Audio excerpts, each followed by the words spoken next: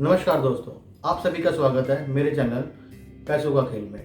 दोस्तों, आज हम जिस टॉपिक के बारे में बात करेंगे उसका नाम है फिक्स डिपॉजिट। आज हम इस टॉपिक में जानेंगे फिक्स डिपॉजिट क्या होता है, फिक्स डिपॉजिट हमें कहाँ करना चाहिए और फिक्स डिपॉजिट में सबसे ज़्यादा इंटरेस्ट हमें कहाँ पे मिलता है। दोस्तों, फिक्स डिपॉजिट पे बात करने से पहले हम एक छोटा सा कंपैरिजन करते हैं सेविंग अकाउंट और फिक्स डिपॉजिट के बारे में।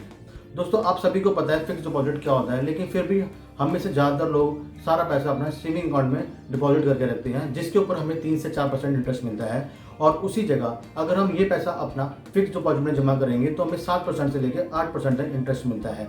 इसका मतलब ये है दोस्तों, अगर हम 1 लाख रुपए 1 साल तक अपने सेविंग अकाउंट में रखते हैं तो हमें उसके ऊपर 3 से 4% यानी कि 3 से 4 हज़ार रुपये मिलेंगे। और वही पैसा 1 लाख रुपए अगर हम फिक्स डिपॉजिट में रखते हैं तो हमें उस पर 7 से 8% मिलेंगे, यानी कि 7,000 से 8,000 रुपये मिलेंगे। इसका मतलब ये है कि हमें सेविंग अकाउंट से ज़्यादा पैसा फिक्स डिपॉजिट मिलेगा, जो ऑलमोस्ट डबल होगा। दोस्तों, अब हम बात करते हैं फिक्स डिपॉजिट क्या होता है। फिक्स डिपॉजिट एक तरह का इन्वेस्टमेंट होता है जो हमें बैंक या किसी एनबीएफसी कंपनी में करना होता है, जिसके ऊपर वो हमें एक पर्टिकुलर रेट ऑफ इंटरेस्ट देता है जो सेविंग अकाउंट से ज़्यादा होता है। और ये एक पर्टिकुलर टाइम के लिए होता है, जिसका टाइम लिमिट 7 दिन से लेकर 20 साल तक होता है। ये बैंक टू बैंक वेरी करता है। फिक्स डिपॉजिट कितने टाइप्स की होती है? Normal fix deposit. Normal fix deposit में क्या होता है कि आपने 1 साल के लिए पैसे जमा रखे किसी पर्टिकुलर रेट ऑफ इंटरेस्ट के ऊपर और बैंक ने आपको वो पैसे वापस कर दिए, ये नॉर्मल होता है। एक होता है कंपाउंडिंग फिक्स डिपॉजिट्स। उसमें क्या होता है कि आपने एक एफडी 5 साल की लेकर आई तो उसमें आपको जो हर साल इंटरेस्ट मिलेगा, बैंक उस इंटरेस्ट पे भी आपको इंटरेस्ट देता रहेगा अगले 5 साल के लिए। इसको कहते हैं कंपाउंडिंग फिक्स डिपॉजिट्स। तीसरा, टैक्स सेविंग फिक्स डिपॉजिट्स। ये टैक्स सेविंग फिक्स डिपॉजिट उन लोगों के लिए ज़्यादा बेनिफिशियल होती है जो इनकम टैक्स की रेंज में आते हैं। इसके अंदर आप 1.5 लाख रुपए तक की एफडी करा सकते हैं जो 5 साल के लिए लॉक होती है। इसमें हमें यही नुकसान है कि जो एफडी हम कराएंगे वो 5 साल के लिए लॉक रहेगी, उससे पहले हम तोड़वा नहीं सकते। लेकिन ये इनकम टैक्स सेव करने का बहुत ही सिंपल और ईजी तरीका है। चौथी फिक्स डिपॉजिट है सीनियर सिटीजन फिक्स डिपॉजिट। इसके अंदर उन लोगों को रिबेट दिया जाता है 0.5% से लेकर 1% तक, जो लोग 60 साल से ऊपर हैं। यानी कि अगर आप सीनियर सिटीजन नहीं हैं तो आपको 7% इंटरेस्ट मिलेगा, अगर आप सीनियर सिटीजन हैं तो आपको 7.5% मिलेगा, यानी कि 5.5% आपको ज़्यादा इंटरेस्ट मिलेगा। पांचवी फिक्स डिपॉजिट होती है फ्लेक्सी फिक्स डिपॉजिट। ये हमारे बैंक अकाउंट की तरह होती है। आपने एक लिमिट सेट कर दी है कि इसके ऊपर जब भी पैसे जाएंगे वो पैसे हमारे ऑटोमेटिकली फिक्स डिपॉजिट में कन्वर्ट हो जाए, तो बैंक उस अमाउंट को ऑटोमेटिकली फिक्स डिपॉजिट में कन्वर्ट कर देता है। सिक्स्थ होती है हमारी नॉन कम्युलेटिव फिक्स डिपॉजिट। इसके अंदर आपको हर साल पैसा इंटरेस्ट के रूप में आपका पे बैक मिलता रहेगा, हमें उसके ऊपर कोई भी इंटरेस्ट नहीं मिलेगा। दोस्तों, अब हम जानते हैं कि हमें फिक्स डिपॉजिट कहाँ कराना चाहिए। एक होता है बैंक, एक होता है एनबीएफसी।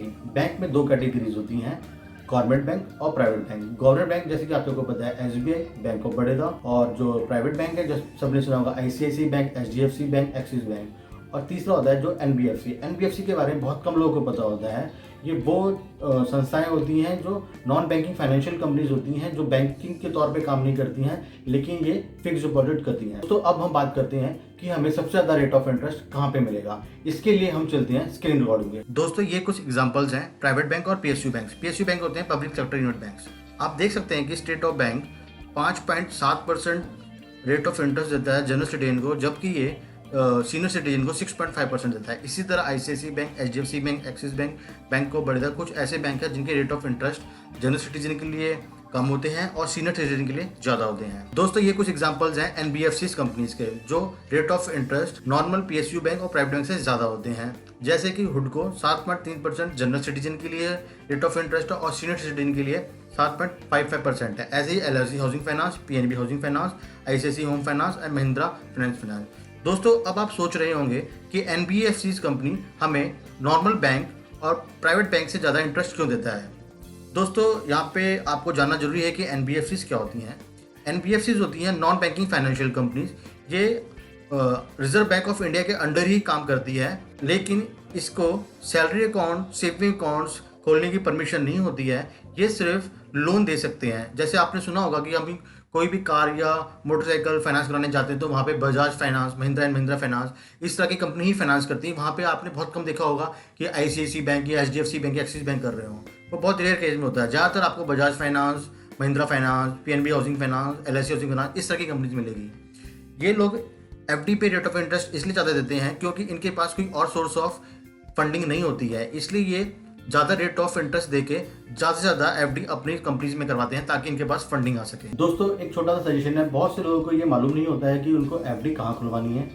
तो मैं बता दूं दोस्तों, एफडी खुलवाने का बहुत ही सिंपल तरीका है। अगर आप ऑनलाइन बैंकिंग यूज़ करते हैं तो आप ऑनलाइन बैंकिंग के थ्रू ही एफडी खुलवा सकते हैं और वो एफडी हार्ड कॉपी आपके घर पे आ जाएगी। अगर आपके पास ऑनलाइन बैंकिंग नहीं है तो आप किसी भी पास वाले बैंक में जाके वहाँ एक नॉर्मली एफडी का फॉर्म होता है। ये जरूरी नहीं है कि आपका अकाउंट उस बैंक में हो, वहाँ पे आप जाके एक नॉर्मल एफडी फॉर्म भर सकते हैं और आप अपनी एफडी खुलवा सकते हैं। उसकी हार्ड कॉपी आपको आपके घर पे आ जाएगी। दोस्तों ये वीडियो खत्म करने से पहले मैं एक छोटे छोटे सजेशन देना चाहता हूँ कि एफडी कराने से पहले आप किन किन चीज़ों का ध्यान रखें। दोस्तों मान लीजिए अगर आपके पास 5 लाख रुपए हैं और आप उसकी एफडी कराना चाहते हैं तो कभी भी 5 लाख की एक एफडी ना कराएं, उसकी 5 एफडी कराएं दोस्तों। एक साल की, 2 साल की, 3 साल की, 4 साल की, 5 साल की। ये इसलिए हमें इस तरह इसलिए करना है क्योंकि मान लीजिए आपको नियरली फ्यूचर में कुछ फंडिंग की जरूरत पड़ सकती है, तो आप 5 लाख की एफडी ना तोड़वा के सिर्फ 1 लाख की एफडी तोड़वाएं और 4 लाख की एफडी आपकी वैसे ही चलती रहेंगी। इससे आपको ये फायदा होगा कि जो आपके 4 एफडी बची हैं 1-1 लाख की, उन पर आपको रेट ऑफ इंटरेस्ट वैसे ही मिलता रहेगा। दूसरा सजेशन ये है दोस्तों कि आप ये ना देखें कि NBFC company rate of interest ज़्यादा दे रही है और पीएसयू बैंक और private bank rate of interest कम दे रहे हैं। दोस्तों हमारे लिए सबसे जरूरी कि हमारा पैसा सेफ कहाँ पे है। मेरा फर्ज था आपको बताना कि रेट ऑफ इंटरेस्ट कहाँ पे ज़्यादा मिलते हैं, और मेरा ये भी फर्ज है आपको ये बता दूं कि हमारे लिए सबसे ज़्यादा अपने पैसों की सिक्योरिटी है और वो पैसों की सिक्योरिटी हमें प्राइवेट बैंक या पीएसयू बैंक में मिलती है। तो दोस्तों आप ये ना सोचें कि 2% ज़्यादा मिल रहा है तो हम एनबीएफसी में करा दें, उसमें थोड़ा सा रिस्क है। तीसरा सजेशन ये है दोस्तों, एफडी कराते वक्त आप ये ध्यान जरूर रखें कि एफडी का जो रेट ऑफ इंटरेस्ट है वो क्वार्टरली एक्यूमुलेटिव हो रहा है, हाफ ईयरली हो रहा है, ईयरली हो रहा है। अगर क्वार्टरली होगा तो उसका ये मतलब होता है कि आपको उस क्वार्टरली इंटरेस्ट के ऊपर भी इंटरेस्ट मिलेगा बाकी साल के लिए। तो दोस्तों ये मेरे छोटे छोटे सजेशन है जो आपको एफडी करवाने में बहुत ही हेल्पफुल होंगे। दोस्तों मैं उम्मीद करता हूँ कि आपको इस वीडियो से पूरी क्लैरिटी मिल गई होगी कि एफडी क्या होती है, एफडी हमें कहाँ जानी चाहिए और सबसे ज़्यादा रेट ऑफ इंटरेस्ट हमें कहाँ मिलते हैं। और दोस्तों अगर आपके सेविंग अकाउंट्स में पैसे अभी भी रखे हैं तो प्लीज़ आप उस पैसे को एफडी में कन्वर्ट जरूर करें ताकि आप उससे ज़्यादा रेट ऑफ इंटरेस्ट ले सकें। Thanks for watching my video. दोस्तों उम्मीद करता हूँ कि आपको इस वीडियो से सारी क्लैरिटी मिल गई होगी एफडी के बारे में। दोस्तों जो मेरा अगला टॉपिक होगा वो होगा एसआईपी वर्सेस म्यूचुअल फंड के ऊपर।